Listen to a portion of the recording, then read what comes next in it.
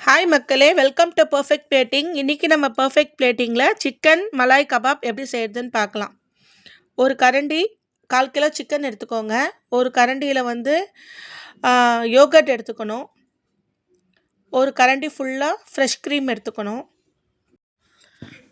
அப்போ தான் சிக்கன் நல்லா எம்மியாக இருக்கும், சாப்பிடும் பொழுது சாஃப்டாகவும் இருக்கும், க்ரீமியாகவும் இருக்கும். இப்போது ஒரு கரண்டி ஃபுல்லாக ஃப்ரெஷ் க்ரீம். அதுக்கப்புறம் நம்ம சீஸ் எடுத்துக்கணும். சீஸ் எடுத்துக்கிட்டு க்யூப் சீஸாக இருந்தால் நல்லாயிருக்கும். க்யூப் சீஸ் தான் எடுத்திருக்கேன். அதை எடுத்து நல்லா துருவிக்கணும். உங்களுக்கு எவ்வளோ வேணுமோ அந்த அளவுக்கு துருவிக்கலாம்.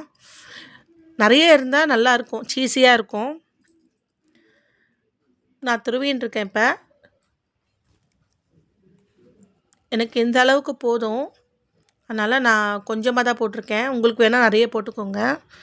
அதுக்கப்புறம் ginger garlic paste, chilli paste first போட்டுக்கலாம். 1 ஸ்பூன். நான் ஒரு 4 சில்லி எடுத்து மிக்ஸியில் அரைச்சிருக்கேன்.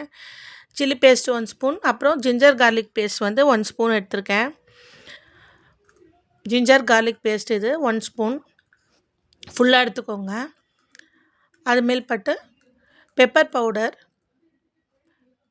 கரம் மசாலா 1 ஸ்பூன் ஃபுல்லாக எடுத்துக்கோங்க.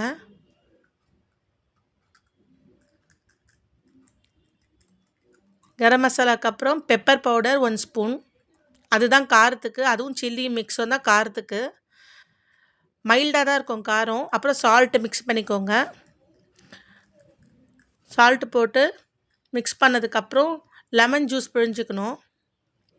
லெமன் உங்களுக்கு 1/2 லெமன் போட்டால் போதும். ஏன்னா ரொம்ப புளிப்பு தேவை கிடையாது. நம்ம க்ரீமியாக தான் செய்ய போகிறோம். அதனால் 1/2 பிழிஞ்சால் போதும்.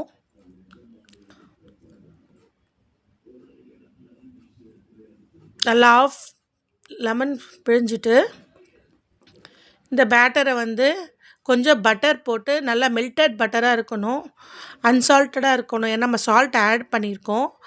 அதை போட்டு நல்லா இந்த மிக்சரை நல்லா மிக்ஸ் பண்ணிக்கணும். நல்லா கையாலே பண்ணிக்கோங்க. நல்லா மிக்ஸ் பண்ணிக்கோங்க.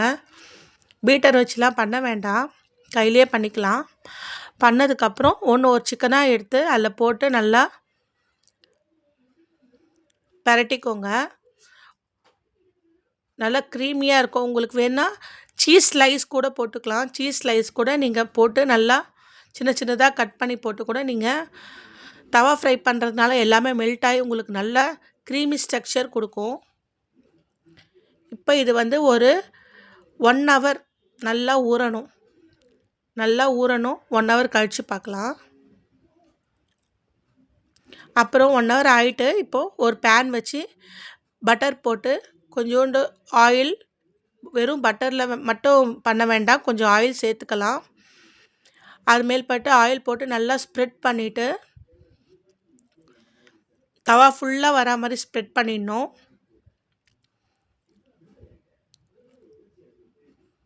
நல்லா ஸ்ப்ரெட் பண்ணிவிட்டு இப்போது கொஞ்சம் ஹீட் ஆன உடனே ஒரு சிக்கனாக அதில் நீங்கள் நல்லா அரேஞ்ச் பண்ணி வச்சுக்கோங்க. கொஞ்சம் கேப் விட்டு அரேஞ்ச் பண்ணுங்கள். 2 பேட்சஸாக கூட போட்டுக்கலாம். ஆனால் நான் சிங்கிள் பேட்ச்லேயே போட்டுக்கிறேன். ஏன்னா 1/4 கிலோன்றதுனால எனக்கு தவா பெருசு, அதனால் நான் சிங்கிள் பேட்சாகவே போட்டுக்கிறேன். நீங்கள் உங்களுக்கு டபுள் பேட்சாக வேணால் டபுளாக போட்டுக்கலாம். ஏன்னா சிம்மில் தான் வேகணும். ரொம்ப ஹை ஃப்ளேமில் வச்சு வேக வச்சிங்கன்னா கருகிடும், உள்ளே சாஃப்டாக இருக்காது. அதனால் சிம்மில் வச்சு பொறுமையாக வேக விடணும். ரொம்ப ஹை ஃப்ளேமில் வச்சு ஹார்ட் ஆக்கிடாதீங்க. இப்போ கொஞ்ச நேரம் வெந்த உடனே அதுக்குள்ளே நம்ம எப்படி சட்னி பண்ணுறதுன்னு பார்த்துக்கலாம். க்ரீன் சட்னி, இஞ்சி பூண்டு விழுது ஒரு பேஸ்ட் போட்டிருக்கேன், கொஞ்சோண்டு கொத்தமல்லி, புதினா. சும்மா எல்லாமே பச்சையாக தான் அரைக்க போகிறோம். கொத்தமல்லி புதினா போட்டோன்னே ஃப்ரெஷ்ஷாக இருக்கணும் கொத்தமல்லி புதினா. அப்புறம் பச்சை மிளகா இருக்கு இல்லையா, பச்சை மிளகா ஒரு 2 பச்சை மிளகா, உங்களுக்கு எவ்வளோ காரம், அதுவும் பச்சையாக தான் போடணும், எதுவுமே வதக்க வேண்டாம். கடையில் கொடுக்குற அப்படியே இருக்கும் அந்த க்ரீன் சட்னி. அப்புறம் லெமன் கொஞ்சம் ஸ்க்வீஸ் பண்ணிக்கோங்க. பேலன்ஸ் லெமன் இருந்ததில் அதில் பாதி லெமன் தான் இது. அப்புறமா யோகர்ட் இருக்குல்ல, யோகர்ட்டில் தண்ணி இல்லாமல் இருக்கணும், அந்த யோகர்ட் கொஞ்சம் ஊற்றி போட்டுட்டு அப்புறம் சால்ட்டு கொஞ்சமாக சால்ட் ஆட் பண்ணிக்கோங்க. கொஞ்சமாக போட்டு அப்புறம் வாட்டர் ஆட் பண்ணிக்கோங்க. கொஞ்சமாக தெளிக்கணும். தெளிச்சுட்டு அப்படியே மிக்சியில் போட்டு ஃபஸ்ட்டு ஒரு கிரைண்டர் அரைச்சிக்கோங்க. அரைச்சாலே வந்து உங்களுக்கு நல்லா லிக்விட் கன்சிஸ்டன்சிக்கு வந்துடும். இதுதான் நம்மளுக்கு கடையில் கொடுக்குற க்ரீன் சட்னி. இந்த மலாய் கபாப்க்கு சும்மா செம்மையாக இருக்கும். மேலே கொஞ்சம் லெமன் ஸ்ப்ரெட் பண்ணிக்கோங்க. இப்போ வாங்க நம்ம சிக்கனை போய் பார்க்கலாம். சிக்கன் கொஞ்சம் நல்லா வெந்திருக்கு. இப்போ திருப்பி போட்டுக்கோங்க. இப்போ இந்த பேன் சாஸ் ஃபுல்லாக அந்த சாஸ் நல்லா இருக்குது. அந்த சாஸை பாதி நம்ம தனியாக எடுத்து வச்சுக்கலாம். ஏன்னா மொத்தமாக அந்த சாஸை வந்து ட்ரை ஆக்கிடாதீங்க. கொஞ்சம் சாஸ் வந்து இப்போயே வந்து தனியாக பிரித்து வச்சுக்கோங்க. ஏன் நான் சொல்கிறேன், இப்போ நம்ம சார்கோல் இருக்கு இல்லையா, சார்கோலை நல்லா அடுப்பில் வச்சுக்கோங்க. ஏன்னா நம்ம ஸ்மோக்கி ஃப்ளேவர் இருக்கணும். இப்போது ஸ்மோக்கி ஃப்ளேவர் வரும். அதை நல்லா நடுவில் சிக்கன் கொஞ்சம் ட்ரை ஆனவுடனே இதை போட்டு கொஞ்சோண்டு நெய் ஊற்றி அதை நல்லா ஸ்மோக் பண்ணவுடனே க்ளோஸ் பண்ணிவிடுங்க.